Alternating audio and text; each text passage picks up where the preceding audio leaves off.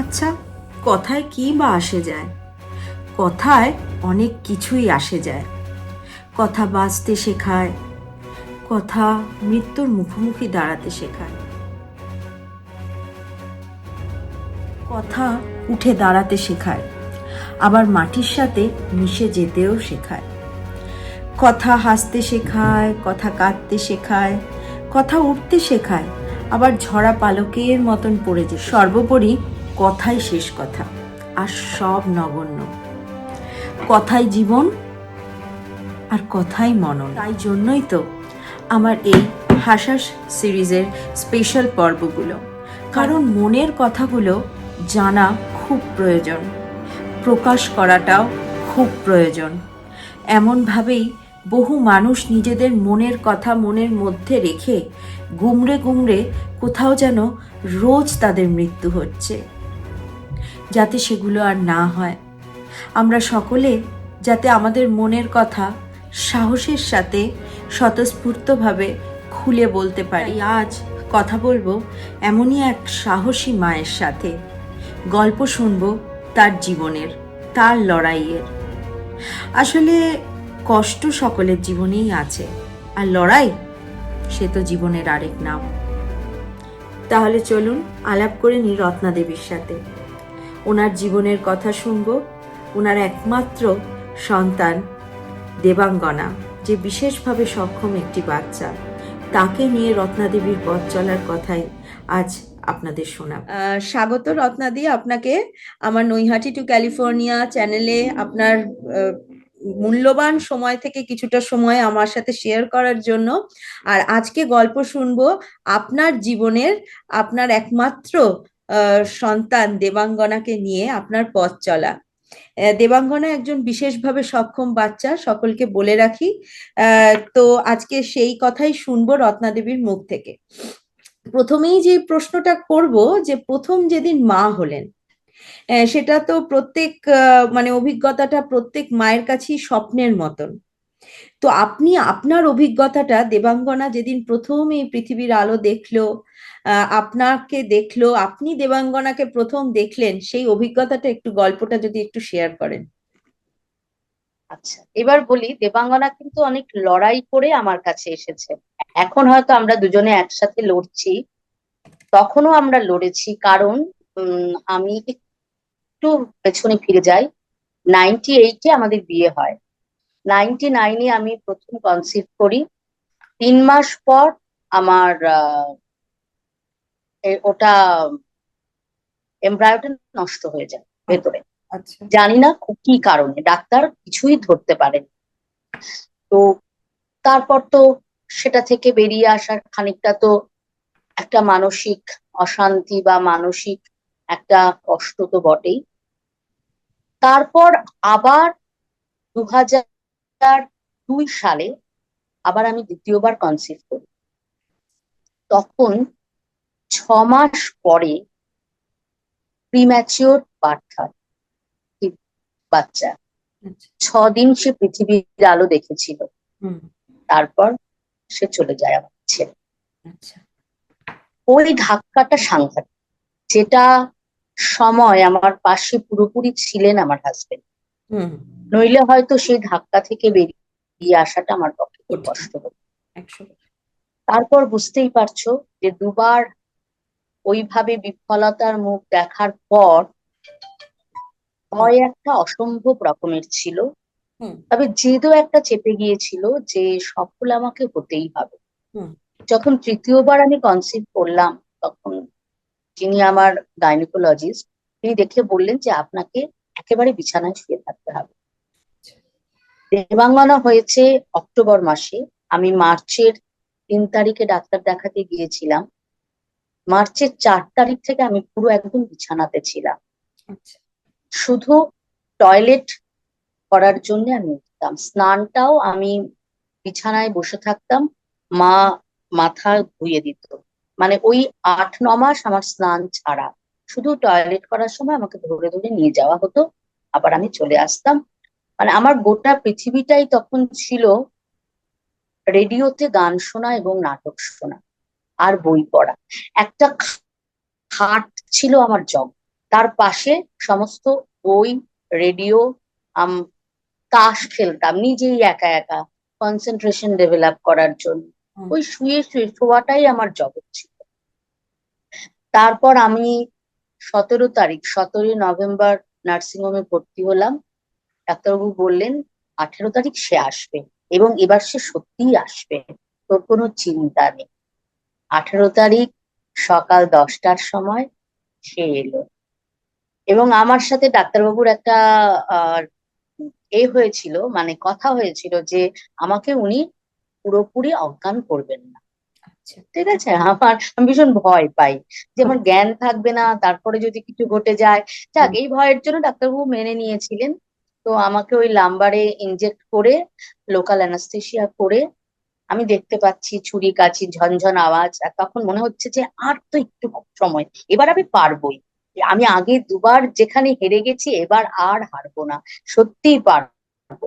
তারপর হঠাৎ যখন একটা ওয়া ওয়া করে আওয়াজ শুনলাম, তখন মনে হলো সত্যিই আমি এবার সত্যিই পারলাম। ডাক্তারবাবু সেই ঘাড়ের কাছে হাত দিয়ে আমার কাছে নিয়ে এসে বললেন, দেখ তোর কাছে চলে এসেছে, এতদিন ধরে যে আসার চেষ্টা করেছিল সে তোর কাছে চলে এসেছে। আমি দেখলাম একটা মাথা ভর্তি কালো চুল, একটা কালো বল, আর ছোট ছোট দুটো চোখ আমার দিকে তাকিয়ে আছে। মানে তখনকার অনুভূতিটা না, মানে আমি চোখ বন্ধ করলে যেন আজও দেখতে পাই যে সত্যি আমি পারলাম। আমি প্রথম লড়াইটাতে জয়ী হলাম, আমি জিতে একটা প্রাণকে আনতে পারলাম। তাই হচ্ছে প্রথম অনুভূতি দেবাঙ্গনাকে দেখার পর। বাহ, বাহ, বাহ, মানে বহু লড়াইয়ের পরে মানে জেতার একটা হ্যাঁ, দেবাঙ্গনা, মুখে বলে প্রকাশ করা যাবে না, যে কোনো মায়েরই হয়তো। সত্যি বলেছে, ঠিক, একদম একদম। ঠিক। আচ্ছা, এবার বলো রত্নাদি, যে দেবাঙ্গনা তো তোমার জীবন আলো করে এলো, কোল আলো করে এলো, প্রথম সন্তান। এবার যে ওর ডায়াগনসিস, ওর যে আস্তে আস্তে যে শারীরিক সমস্যাগুলো তোমার কাছে ধরা পড়লো, কিভাবে ডায়াগনসিসটা ঠিক কোন বয়সে হলো, বা তোমরা কি করে বুঝতে পারলে? হ্যাঁ, প্রথম থেকেই ওর লেট ডেভেলপমেন্ট, মানে যে বয়সে বাচ্চাদের দাঁত উঠে যায় ওর দাঁত উঠছে না, আচ্ছা। ঘাড় শক্ত হচ্ছে না। জেনারেলি 6 মাস বয়সে যখন বাচ্চার অন্নপ্রাশন দেওয়া হয়, ঘাড়টা মোটামুটি শক্তই থাকে, কিন্তু ও তখন মানে ঘাড়টা ধরলে এরকম ঘাড়টা পড়ে যেত, ঘাড় তখনও শক্ত হয়নি। তারপর যে বয়সে বাচ্চারা একটু কিছু ধরে দাঁড়াতে পারে, ও দাঁড়াতে পারতো না। হুম। যখন বাচ্চারা হেঁটে স্কুলে যাচ্ছে, তখনও ও ধরে দাঁড়াতে পারছে না। ওর বয়সী বাচ্চাই একজন হেঁটে স্কুলে চলে যাচ্ছে, ও আচ্ছা। ধরে দাঁড়াতে পারছে না। এভাবে একটু একটু করে দেখলাম সমস্ত ডেভেলপমেন্ট গুলোই লেট ডেভেলপমেন্ট। তো আর ওর মাথাটা অনেক বড় ছিল, মানে ওর ডায়ামিটারটা অনেক বড়, মাথার ডায়াটা অনেক বড়। ডাক্তারবাবু, আমি যখন নিয়ে যেতাম পেডিট্রিশিয়ানের কাছে, প্রথমে উনি আগে ওর ডায়ামিটারটা মাপতেন মাথা, কিন্তু কিছু বলতেন না।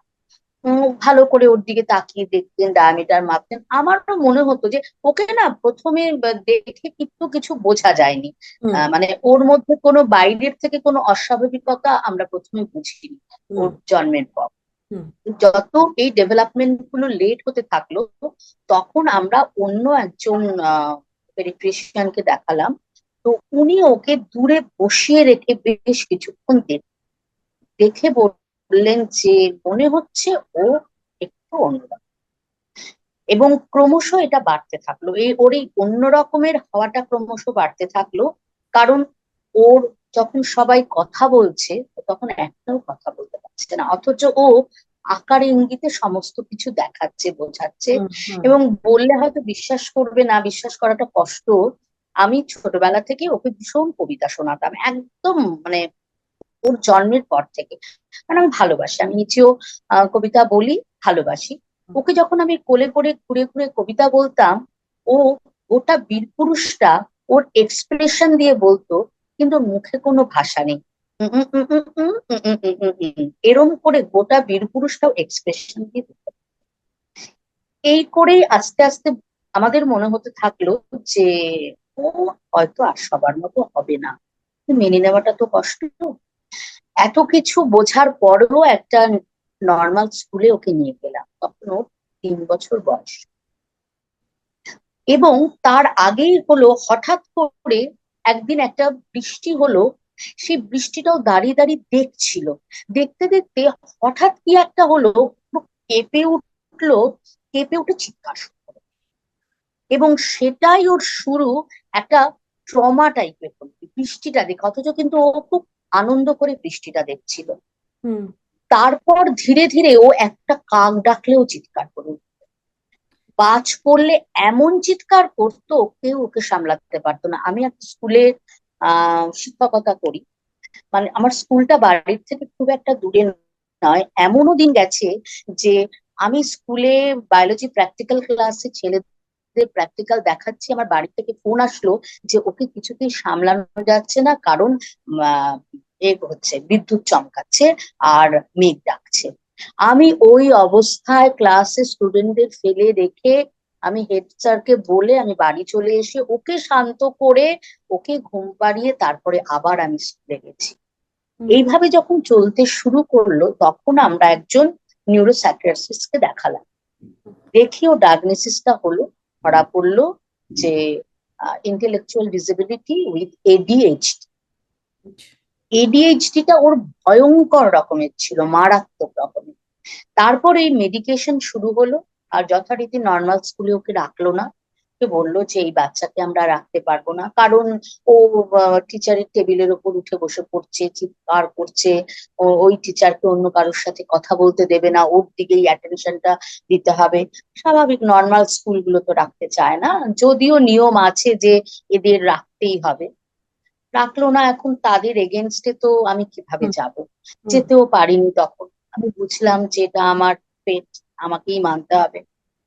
তো ওকে তখন ওই স্কুল থেকে নিয়ে, ওই নর্মাল স্কুল থেকে ছাড়িয়ে তারপর আমাদের এখানেই খুব রেপুটেড একটা স্কুল আছে, Nobel mission of south Calcutta, সেখানে ওকে ভর্তি করানো হলো।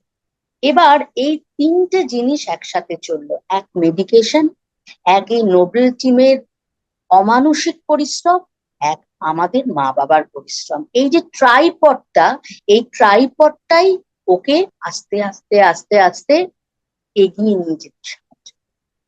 বাহ। বাহ। এবার বলো যে এই লড়াইটা যে প্রথমত তো অ্যাকসেপ্টেন্সের লড়াই আমাদের প্রত্যেক বাবা মাকে করতে হয় প্রথমে ডায়াগনোসিস পাওয়ার পরে। সেই লড়াইটা তো ভীষণভাবে মানে তোমার সবটুকু নিয়ে নেয়। হ্যাঁ, নিংড়ে আর কি নিয়ে নিচ্ছে ভিতর থেকে। অথচ বাইরের যে আশেপাশের লোকজন, আমরা যেটাকে সমাজ বলি, যে সমাজটা তো ভীষণভাবে একটা সিগনিফিকেন্ট রোল প্লে করে আমাদের, বিশেষ করে আমাদের দেশে, আমাদের ইন্ডিয়ায়। হুম। তো হুম। সেই সমাজের মানুষগুলোর থেকে কতটা অ্যাকসেপ্টেন্স তুমি বা দেবাঙ্গনা কিংবা তোমাদের ফ্যামিলি পেয়েছিল সেই সময়?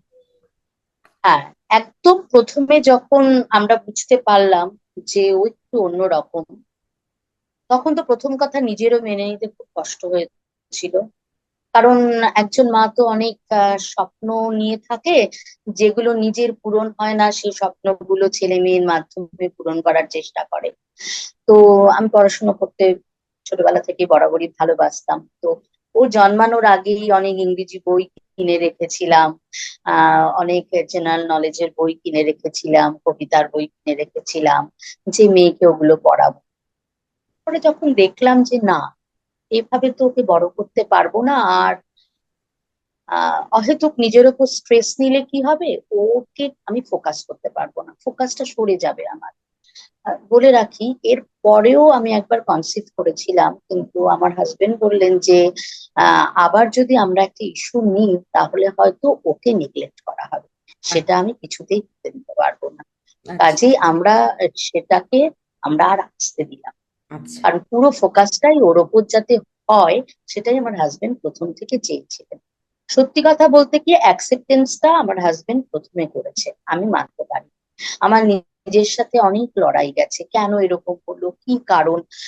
উনি তখন বারবার করে বলেছেন কেন হলো, কি কারণ এখন দেখতে গিয়ে তো তুমি এটাকে বদলে দিতে পারবে না, তুমি তো ওকে বদলাতে পারবে না, কারণ খুঁজতে গিয়ে তুমি কি করবে। হয়ে গেছে যেটা হয়ে গেছে, যেটা তুমি পেয়েছো, সেই কাদামাটিটাকে নিয়েই তুমি তোমার মনের মতো করে তৈরি করো। হ্যাঁ, তুমি হয়তো ভালো মাটি পাওনি, যেখান থেকে ভালো কোনো জিনিস তুমি তৈরি করতে পারবে, কিন্তু তুমি একটা মাটি পেয়েছো, সেই মাটিটা নিয়েই তুমি তোমার মতো করে তৈরি করো না, দেখো না কতটা তৈরি করতে পারো। তা আমার বাড়িতে কিন্তু এই নিয়ে কোনো সমস্যা হয়নি, রিলেটিভস এর মধ্যে তো হয়েছে, সেটা আর অস্বীকার করি কি করে।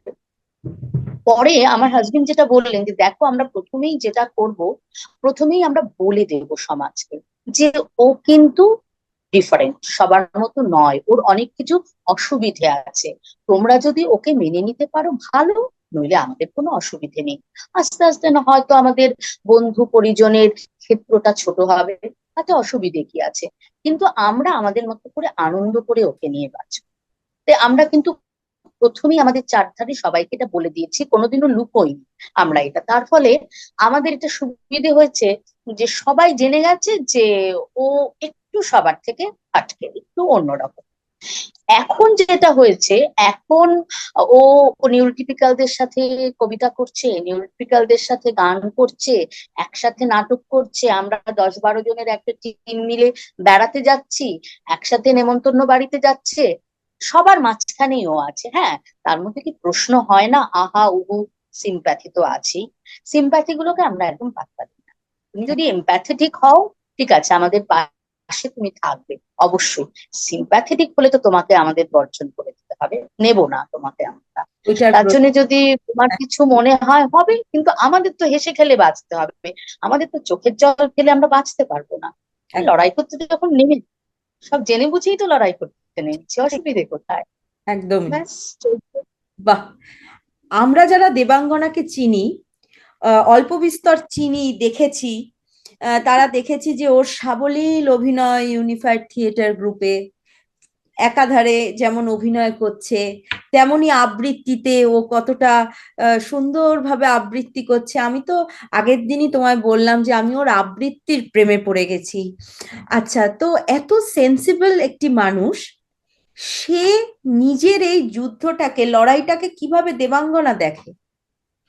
হ্যাঁ, দেবাঙ্গনা কিন্তু যে কোনো জায়গায় গিয়ে, হয়তো কোনো প্রোগ্রামে গেলাম, আমাকে বললো দেবাঙ্গনা সম্পর্কে কিছু বলতে, আমি যদি বলি যে যে হ্যাঁ ওর কিছু অসুবিধে আছে, সঙ্গে সঙ্গে ও আমার থেকে মাইক্রোফোনটা নিয়ে বলে যে আমি ডিফারেন্টলি আমাদের সাথে আছে, ও বলবে যে ওর কেমন লেগেছে এই নাটকে অভিনয় করে, বা ওর কি অভিজ্ঞতা।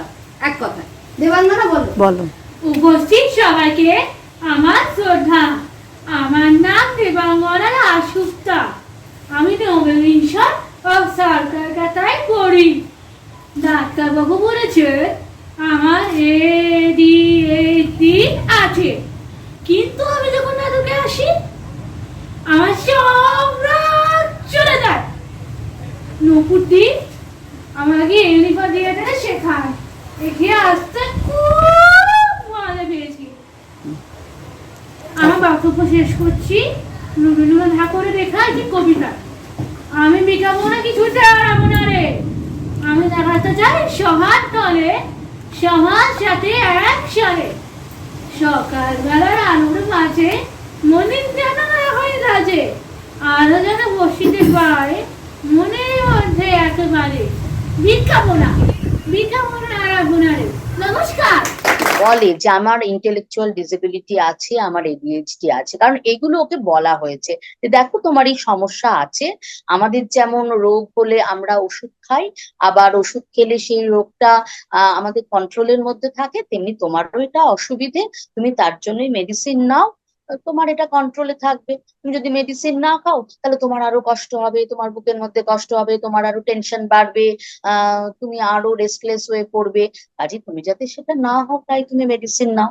তো এইগুলো ওকে বলা হয়েছে, তার ফলে ও নিজের ইন্ট্রোডাকশনটা নিজে দিতে পারে, এবং ও জানে যে ওর ভবিষ্যতে অনেক কিছু, ওর লাইফটার রেস্ট্রিকশন আছে, যেমন ও নিজেই বলে মা আমি বড় হচ্ছে, তো এখন 18+ আবার ভোট দিয়েছে, মা বিয়ে বিয়ে করলে আবার অন্য বাড়িতে গিয়ে আবার সেই রান্না করতে হবে, বাসন মাজতে হবে, ঘর মুছতে হবে, আমি তোমার কাছেই থাকবো, হ্যাঁ, আমি আর তুমি দুজনে ঘুরে বেড়াবো। আমি দেখলাম যে এটা যখন ও নিজে ভেবে ফেলেছে একবার মনের মধ্যে, তখন মনে হয় অনেকটা ও নিজে শান্তি পাবে, কারণ আস্তে আস্তে তো বড় হচ্ছে, এবং যেহেতু ও নিউরোটিপিক্যাল সবার সাথেই মেশে, চারপাশে বিয়ে হচ্ছে, তারা সংসার করছে, এই জিনিসটাও হুম দেখতে পাবে। হুম কিন্তু আমার লাইফে সেটা হচ্ছে না। আহ, সেটাকে তো ওর মেনে নেওয়াটাও একটু কষ্ট হবে, কিন্তু ও যখন এই ব্যাপারটা নিজে বলে ফেলে না, তখন যেন আমার একটু ভারমুক্ত হই, যে না, ও তো নিজে নিজের ব্যাপারটা এভাবেই দেখছে। ও নিজে বলে আমার রাইটিং ডিসেবিলিটি আছে, আমি মুখে সব বলে দেবো তোমাদের, কিন্তু আমার তো রাইটিং ডিসেবিলিটি আছে, তাই আমি ভালো করে লিখতে পারি না। এগুলো ও জানে। এই জন্যই ওকে প্রথম থেকে ওর যেগুলো খামতি, যেগুলো ওর ডিসেবল যে পোর্শন গুলো, সেগুলো ওকে প্রথম থেকেই আমরা মেনশন করে দিয়েছি, যে তোমার এই এই অসুবিধে আছে, এই অসুবিধেগুলো নিয়েই তোমাকে চলতে হবে। ঠিক সঙ্গে সঙ্গে এনকারেজ করি যে ও প্রচুর মনে রাখতে পারে। ও মানে আমি যখন কবিতা ভুলে যাই, ও আমাকে শেখায়।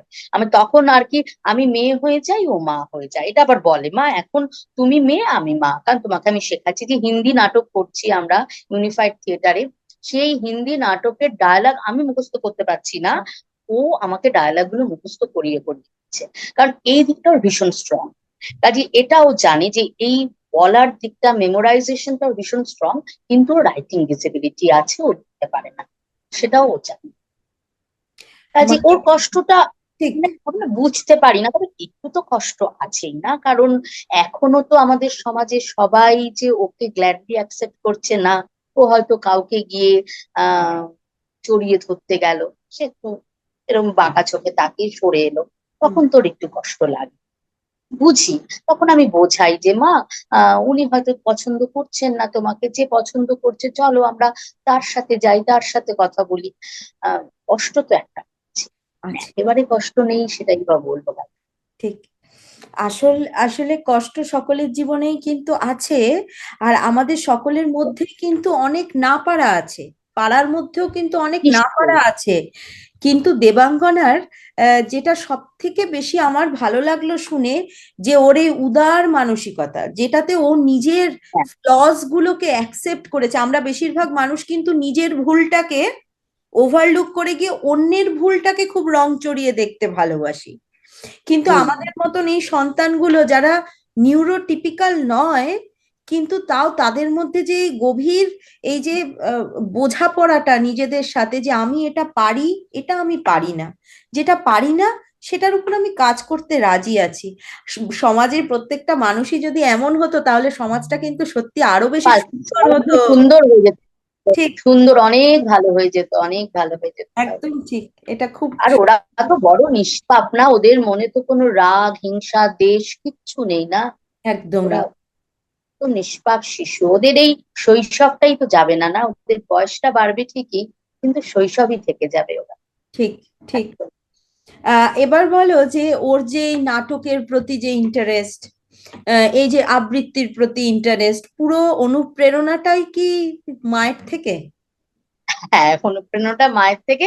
কারণ ছোটবেলায় যখন বললাম কথা বলতে পারতো না, তখন থেকেই ওকে কোলে নিয়ে ঘুরে ঘুরে সুকুমার রায়ের সমস্ত কিছু, রবি ঠাকুরের শিশু, শিশু ভোলানাথ, যতগুলো মা জানে আর কি, সবই বলা। আর প্রচুর গল্পের বই ওকে পড়ে শুনিয়েছি। টুনটুনির গল্প, উপেন্দ্র কিশোরের সমস্ত সিরিজ গুলো ওকে পড়ে শুনিয়েছি। ও গোটা গল্প ও পুরো বলে দিতে পারে, মানে সেটাও ও পারে। একটা টুনটুনির গল্প, যে কোনো টুনটুনির গল্প গোটা গল্পটা বলে দেবে। এবং ছোটবেলা থেকেই যেহেতু ওকে একটু নাটক করে কথাবার্তা গুলো বলা হতো, কাজে ওর মধ্যেও না ব্যাপারটা খুব ঢুকে গেছে। আর আমরা ইউনিফাইড থিয়েটারে তো একটা ভীষণ ভালো প্ল্যাটফর্ম পেয়েছি। এই হুম প্ল্যাটফর্মটা ওকে আরো এগিয়ে নিয়ে যাচ্ছে, মানে ওর এই প্লাস পয়েন্ট গুলোকে ধরে নিয়ে আমাদের যে নুপুর সরকার এত ভালো কাজে লাগাচ্ছে ওর এই প্লাস পয়েন্ট গুলো, তার ফলে ও এইদিকে অনেকটাই এগোচ্ছে। আমি চেষ্টা করব আমার দর্শকদের সাথে ওর কিছু স্টেজ পারফরমেন্স ইউনিফাইড থিয়েটার গ্রুপে শেয়ার করার। এই ইন্টারভিউ এর সাথে সাথেই আপনাদেরকে ছোট্ট ছোট্ট ক্লিপস আমি দেখানোর চেষ্টা করব। ওর কিছু আবৃত্তির মানে আর কি কি বলবো, আবৃত্তির মুহূর্ত আপনাদের সাথে আমি শেয়ার করব। সেগুলো আপনারা যদি না দেখেন, বুঝবেন না যে এই বিশেষভাবে সক্ষম বাচ্চাগুলোর না পারা নিয়ে তো আমরা প্রচুর কথা বলি, না পারা নিয়ে তো হ্যাঁ। প্রচুর আমরা মুখ সিটকাই, প্রচুর মানে স্টিগমা আছে আমাদের মনে, এরা হয়তো অ্যাবনর্মাল, এরা হয়তো পাগল, এরা হয়তো বোকা। আহ, কিন্তু এদের পাড়াগুলো যে কত দৃঢ় হয় এবং অন্যদের থেকে কতটা বেশি সুন্দর হয়, কতটা আরো কারণ এরা নিষ্পাপ, সুতরাং এরা যখন পারফর্ম করছে সেই পারফরমেন্সের আলাদা মাত্রা যোগ করে এরা। তো আমি দেবাঙ্গনার সেই বিশেষ কিছু ভিডিও ক্লিপ চেষ্টা করব শেয়ার করতে আপনাদের সাথেও, আমার দর্শকদের সাথে অবশ্যই। এবার বলো রত্নাদি, যে ও আসার আগের তুমি, দেবাঙ্গনা তোমার জীবনে আসার আগের রত্না দাশগুপ্ত, আর আসার পরের এই এতগুলো বছর পরের এখনের তুমি, নিজেকে তুমি কোন জায়গায় দেখছো? কি পরিবর্তন তোমার মধ্যে দেবাঙ্গনা এনে দিয়েছে তোমার জীবনে? বিশাল পরিবর্তন এনে দিয়েছে। শোনো, আমি আমার বিয়ের আগে আমি আবৃত্তি শিখতাম। হুম, একজন স্বনামধন্য বাচিক শিল্পীর কাছে আমি শিখতাম, শ্রী প্রদীপ ঘোষের কাছে। তারপর বিয়ের পর যা হয় সেটা আর কন্টিনিউ করতে পারিনি। ছোটবেলায় যখন স্কুলে পড়তাম তখন স্টেজ পারফরমেন্স ছিল আমার, নাটক করতাম, সেগুলো মাঝখানে সব বাদ চলে গিয়েছিল। দেবাঙ্গনার হাত ধরে এখন আমি কলকাতার প্রচুর মঞ্চে একসাথে কবিতা বলছি, একসাথে নাটক করছি, একসাথে নানা রকমের পারফরমেন্স করছি, রোড শো করছি, সব কিন্তু দেবাঙ্গনা। আমি আমার যে ইচ্ছেগুলো ছিল, যে স্বাদ আহ্লাদ গুলো ছিল, সব কিন্তু দেবাঙ্গনার হাত ধরেই আমি পূরণ করতে পারছি। দেবাঙ্গনা এভাবে না এলে হয়তো আমার এই ইচ্ছেগুলো অপূর্ণই থেকে যেত, পারতাম না। আমি তাই মনে করি ও যদি সত্যি সুস্থ সবল একটি মানুষ হতো, জানি না আমি এইভাবে আমার ইচ্ছেগুলো পূরণ করতে পারতাম কিনা। কারণ তখন হয়তো তাকে ডাক্তার বা ইঞ্জিনিয়ার বা সমাজে অনেক উঁচু স্তরে প্রতিষ্ঠা করার একটা লড়াই থাকতো। আজ তো সেই দিকটা থেকে মুক্ত। আজ একদম মুক্ত মনে আমি এই কাজগুলো করতে পারি, আমি এই সংস্কৃতির জগৎটাতে থাকতে পারি। বাহ, এবং ও সব সময় আমার পাশে আছে, ও ভীষণ ভাবে উৎসাহ দেয় আমাকে। বেশ, খুব সুন্দর লাগলো আজকের এই আলোচনাটা। আশা করি বহু মা বাবারই মনের কথা, যারা হয়তো খুলে আজকেও সমাজের ভয় বা একঘরে হওয়ার ভয় কিংবা লোকে কি বলবে সেই ভয় হয়তো ওপেনলি কোনো ফোরামে এসে কথা বলতে এখনো একটুখানি আহ দ্বিধাবোধ করেন। রত্না দিয়ে একটু তাদের প্রতি কিছু বলো, কারণ অনেক বাবা মাই কিন্তু এখনো কুণ্ঠা বোধ করে নিজের বিশেষভাবে সক্ষম বাচ্চাটিকে ডিসেবলড বলতে কিংবা সমাজের সাথে তাদের আলাপ করিয়ে দিতে, ফলত তাদেরকে ঘরের মধ্যেই চার দেওয়ালের মধ্যে রেখে দেওয়ার চেষ্টা করে এই ভয়তে। তাদের প্রতি তোমার কি মেসেজ থাকবে? প্রথমেই বলি যে যখন একটি সন্তান জন্মায় নানা রকম প্রতিবন্ধকতা নিয়ে, সেটা কিন্তু না সন্তানের দোষ, না যিনি জন্ম দিয়েছেন সে মায়ের দোষ, কারোরই দোষ না। সমাজের যদি কেউ মনে করে যে মায়ের পাপের ফলে এটা হয়েছে, তাহলে তারা মনে করুক, আমি কেন মনে করবো? কারণ আমি তো জানি যে এই এরকম একজন সন্তান জন্মের পেছনে আমার কোনো হাত নেই। এবার যে এসেছে সে তো আমার নাড়ি কাটা ধন, তো তাকে আমি মনের মতো করে কেন বড় করব না? তাকে নিয়ে আমার লজ্জা কোথায়? তার হতে পারে নানা প্রতিবন্ধকতা, হতে পারে আমি ধরেই নিতে পারি সে কথা বলতে পারছে না, সে কথা বলতে পারছে না, কিন্তু সে তো তার ভালোবাসাটা দিয়ে আমাকে আগলে ধরে রাখতে পারছে, আমাকে জড়িয়ে ধরতে পারছে। তাহলে সেটা তো আমি ফিল করতে পারছি তার এই ভালোবাসাটা। তাহলে সেটা বাইরের লোক যদি ফিল না করে, না করবে, কিন্তু আমার সেখানে বলতে অসুবিধে কোথায়? তার এই অসুবিধেগুলো, তার এই প্রতিবন্ধকতা গুলো আছে। কারণ এটা আমাদের কারুর দোষে এটা এরকম কোনো সন্তানের জন্ম হয় না।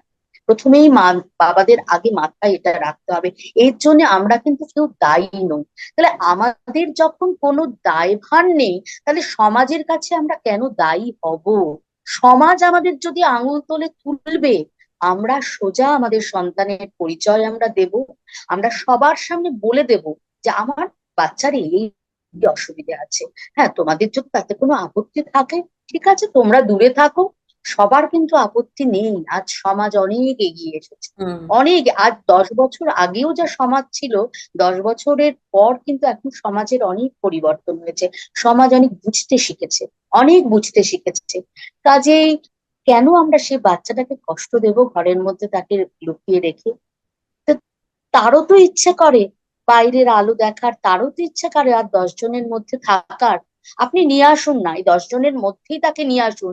তার মধ্যে যদি 5% তাকে অ্যাকসেপ্ট করে, সেই 5%কে নিয়ে আপনি চলুন, 95%কে আপনি বাদ দিয়ে দিন। দেখবেন 5 বছর পর যদি 5%টা বেড়ে 20% হলো, তখন আপনি বাকি 80%কে বাদ দিন। এইভাবে দেখবেন আপনার পাওয়ার ঝুলিটা ক্রমশ বাড়বে, আর আপনার বাচ্চাটাও এই আনন্দ থেকে ডিপ্রাইভড হবে না। সমস্ত অনুষ্ঠান বাড়িতে নিয়ে যান, সবার সাথে পরিচয় ঘটিয়ে দিন। হ্যাঁ, ওর এই অসুবিধে আছে, এবং ওকেও জানানোর চেষ্টা করুন তোমার এই অসুবিধে আছে, অসুবিধেগুলো নিয়েই তোমাকে বড় হয়ে উঠতে হবে, তোমাকে বেড়ে উঠতে হবে। দেখবেন অনেক সুন্দর জীবন হবে। আর মা বাবারা যদি আনন্দে না থাকে, মা বাবারা যদি সব সময় মুষড়ে থাকে, তাহলে আমরা লড়াই করব কি করে?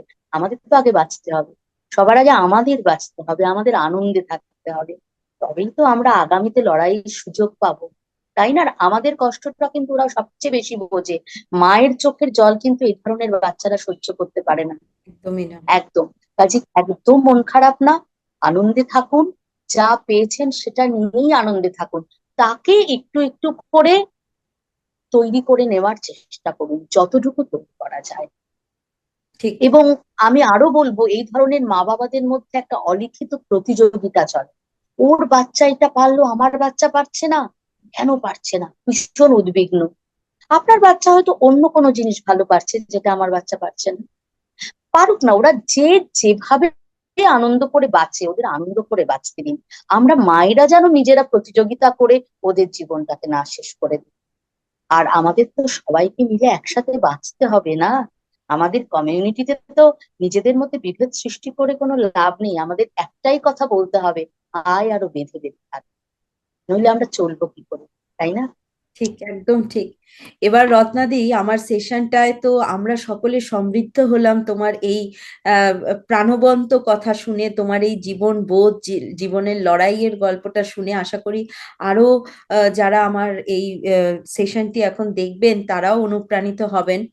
এবার তুমি একজন তো মানে এত সুন্দর আবৃত্তি তোমার, তো একটা সুন্দর কবিতা যেটা দেবাঙ্গনা তথা যে কোনো বিশেষভাবে সক্ষম বাচ্চার হ্যাঁ, জীবনের কথা, সেরম একটা আবৃত্তি দিয়ে যদি আজকে সেশনটা একদম, আমরা শেষ করি। একদম। এটা আমার এবং দেবাঙ্গনার দুজনেরই কথা। হ্যাঁ, কবিগুরুর ভাষায় বলবো, আমি বিকাবো না কিছুতে আর আপনারে, আমি দাঁড়াতে চাই সবার তলে, সবার সাথে একসারে, সকালবেলার আলোর মাঝে মলিন যেন না হই লাজে, আলো যেন বসিতে পায় মনের মধ্যে একেবারে, বিকাবো না, বিকাবো না আপনা। সত্যি তো, আমরা বিকিয়ে দেব না, আমরা সবার মাঝে দাঁড়াবো, সবার সাথে একসাথে দাঁড়াবো। খুব ভালো লাগলো। মানে এত সুন্দর একটা কথা দিয়ে আমরা শেষ করলাম আজকে কবিগুরুর আহ, মানে কবিতা দিয়ে। এর থেকে ভালো মনে হয় আর কিছু হতে পারে না। তোমাকে অনেক অনেক ধন্যবাদ আমাকে এই সময়টা দেওয়ার জন্য, এবং এমন ভাবেই কুর্নিশ জানাই তোমার এই লড়াইকে। এমন ভাবেই তুমি আর দেবাঙ্গনা এগিয়ে যাও, আরো অনেক সুন্দর সুন্দর মুহূর্ত দেবাঙ্গনার আবৃত্তির, অভিনয়ের আমাদের সাথে শেয়ার করো। আশা করি সকলে তার থেকে অনেকটা অনুপ্রেরণা পাবে। আমি একটাই কথা বলি, আমরা সবাই মিলে ভালো থাকবো, আমাদের ভালো থাকতেই হবে। আর তুমি যদি আমার এই চ্যানেল নৈহাটি টু ক্যালিফোর্নিয়ার এই স্পেশাল যে হাসাস এপিসোড গুলো আমি করছি, এই বিষয়ে যদি কিছু তুমি আমার দর্শকদেরকে একটু বলো।